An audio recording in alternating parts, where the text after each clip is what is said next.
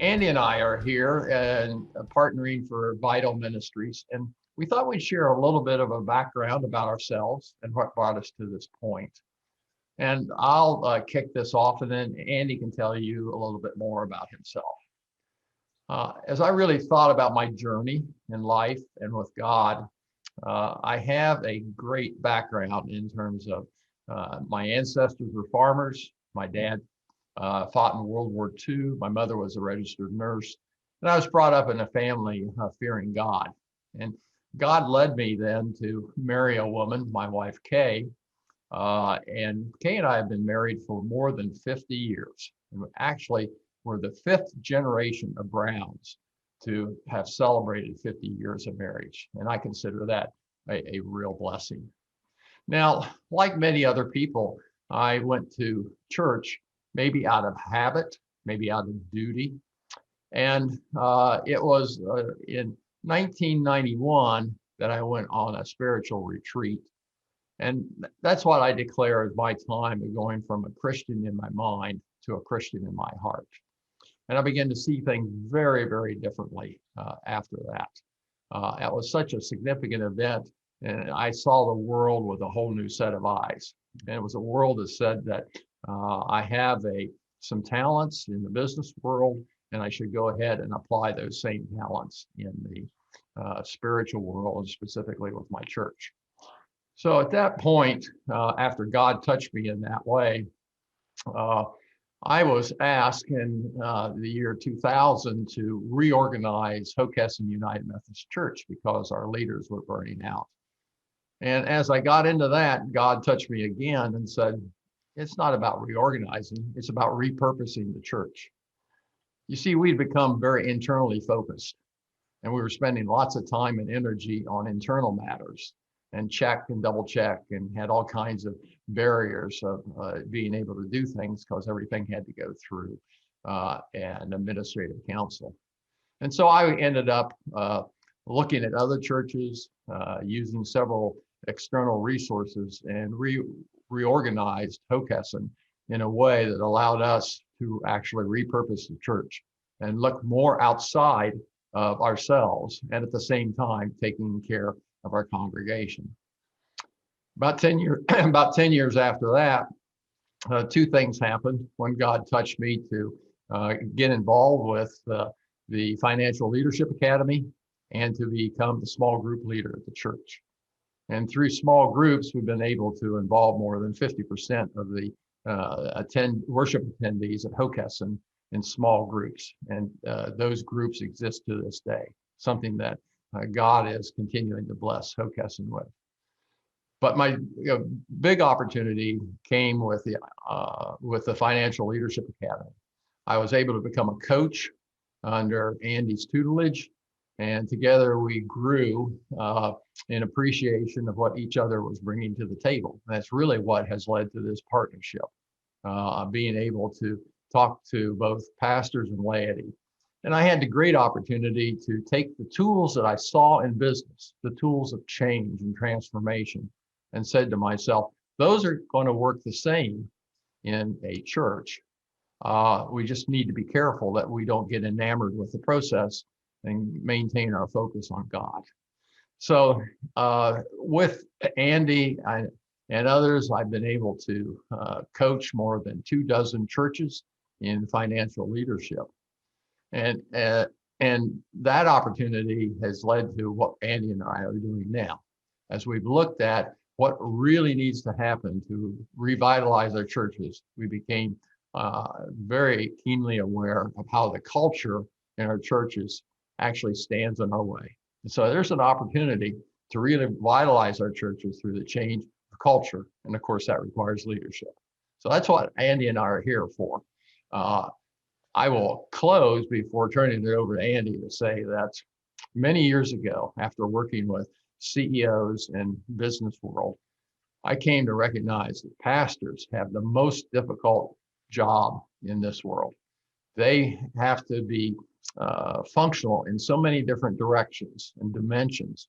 And so as laity, we have those skills, and it's important for us to be able to support our pastors. It's important for the pastor to know him or herself, and for each one of us to know ourselves. And together as a team, we can make a very vital faith community in winning people to Christ. And so that's what really drives me, is those needs for the pastors and how we can help as laity to make it happen. So Andy, that's my story. What's yours? Well, Ted, our stories are very similar, but from a different perspective. My journey was very circuitous, but it all began, I think, with my birth, actually, if you want to go back that far, because I'm a firstborn, and actually the firstborn of 5. And so today I refer to myself as a recovering type A, but almost from the day my next sibling was born, I felt responsible for everything and everyone. Okay. And then as I grew, I went to the Naval Academy, which didn't help one bit, because there I was trained to be a leader, and again to be over others and have responsibility for others. And it was while I was there, actually, that God touched me and kind of yanked me and turned the direction of my life around and headed me for ministry. I resigned from the Navy, and I went on to study for ministry. But the next significant step in my journey that's led me to where I am today was when I was appointed to the church where I served 31 years before retiring. When I went there in 1979, the bishop said, it's a little church that isn't much, but has potential. Well, when you say to a type A that something has potential, those are marching orders. And so I worked like crazy to try to help that church realize the potential. I mean, I did everything. I loved those people to death. I knew everybody's names and their kids' names and their birthdays, and I knew where they lived without having a directory. And I literally did everything. I visited everyone who visited the church. I visited everyone who was in the hospital. And over time, the church grew. I mean, it was working, it was working. And we had people coming in droves. And then the next significant shift in my thinking that led me to where you and I both are today was when one day I realized that we were bringing in a lot of people and they weren't sticking. They would come in the front door, and usually like when their kids would graduate from high school, or maybe when their kids got through confirmation, they would just kind of drift away from the church because they had come, to be entertained and to be served. And it became clear that wasn't what the church was all about. So we engaged in a 3-year study, a Bible study and a strategic planning effort that led to the realization of where you and I are today, Ted, that it requires a partnership between clergy and laity. I was dragged kicking and screaming to that point because I loved being with people. I mean, I remember that even as the church grew so large that I couldn't visit everybody, I would call everyone on their birthday. So at the end of the day, no matter what else I had done or how tired I was, I would call people on their birthday. People loved that, and it made me feel good. But it was, again, it had me at the center and had me responsible. So eventually, what I realized, as you have, is that what was lacking was a culture of inclusivity, a culture of discipleship. And it really began in a very small way. And some of the pastors who may be with us, who've been through one of the FLA sessions may remember my saying this. But the thing that hit me hardest was everywhere we went, every time there was a meeting or a dinner in the church, they would look to the pastor to pray. And that was significant. It was symbolic of the fact that the pastor was really the only one who could do the important stuff, and that laity were there to just help out. And so it occurred to me that if we could change that aspect of the culture, it might open the way for the kind of transformational change that would involve more people as disciples. And so what I did was to start taking individuals out to breakfast.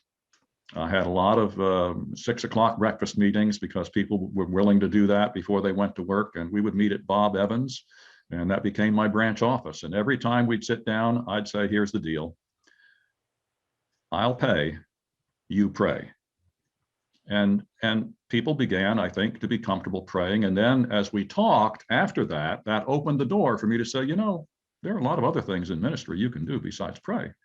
And over time, the congregation understood, I think, came to understand that we all had gifts for ministry, and that our gifts was our calling. That God had called us to do something and had given us gifts to do that.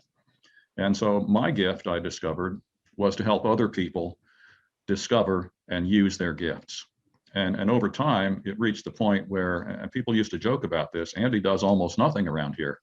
Well, that's not literally true. I would preach and teach and try to raise up disciples. But what we discovered was that people came to the church not to be entertained, but they came to make a difference. And understanding that God had given them a gift for ministry and discovering that they could use that gift. And like your work at Hockessin, we kind of did away with most of the committees and let people who had the ideas for ministry determine how to do it. And then they were pretty much free to go and do it as long as it didn't violate the ground rules of mission, vision, and purpose and values of the congregation. So it's brought me, over a period of time, kicking and screaming, to the point where what I've discovered is that's God's intention for the church, is for laity and pastors together to change the culture so that it becomes clear that we are all disciples called to serve. When I retired in 2010, the bishop asked me to serve as director for congregational development for 4 years. Well, he asked me to serve indefinitely. But then the bishops changed, and the new bishop after 4 years wanted someone else. But that gave me an opportunity to discover that what I had experienced in that little church that had potential was happening in all the other churches in the conference as well. And that there was a calling there to help them, as we had, discover that by changing the culture, they could transform their church and actually carry out the mission of the United Methodist Church of make disciples for the transformation of the world. So that's a long, roundabout story. And by the way, Ted, you and Kay are just youngsters. Joan and I just celebrated our 55th anniversary this year. Well, so you've got a ways to go yet. There you go. Well, and Andy, I think what is revealing is that so much of what we're talking about actually happened with the early churches that were formed. And that's why they were full of energy. And things got done. And you take a look at it and you see planting of new churches and the excitement of people there. And that's because when you plant a new church, everybody has a common goal, a purpose, and everyone has a role. And there's an external focus that is driving that church formation and growth. And that's what we tend to lose over time. And so, and it's going to be important that we continue to keep that kind of focus.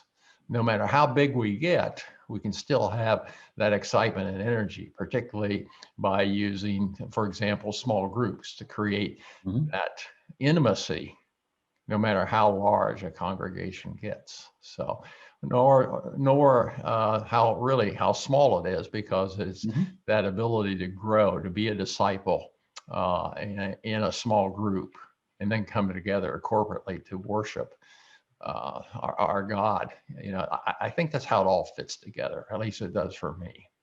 Ted, small churches in particular really have a struggle. And one of the gifts for me during my time in congregational development work was the opportunity to get to know a lot of people in small churches who felt beaten down, felt like they didn't have anything to offer. And what I tried to help them discover, and I think what we're trying to help all churches discover, is they too had unique gifts for ministry. And there were things that they could do better than any other church in their community. And so to focus on, God had given them a purpose in that context. Yes. And instead of just feeling bad that they couldn't do what they saw the bigger churches doing, once they discovered that they had a unique God-given purpose and made that the focus of what they did, then I think small churches not only begin to feel better about themselves, but as you said, by focusing outward, they discover that they can make a significant difference in the communities where God has placed them. Well, Andy, thanks for sharing. And thanks to everyone for listening. Hopefully you've got a little bit more understanding about Andy and myself and what drives us to participate in the Partnership for Vital Ministries. And you should know that both Ted and I are introverts, and so it's not the easiest thing in the world for us to talk about ourselves that way. Yeah. But we want to have a relationship with trust with you, and to feel like we are not only partners together, but we're all partners in this endeavor that we've asked you to join us in. Yes. Well, thank you, and have a blessed day.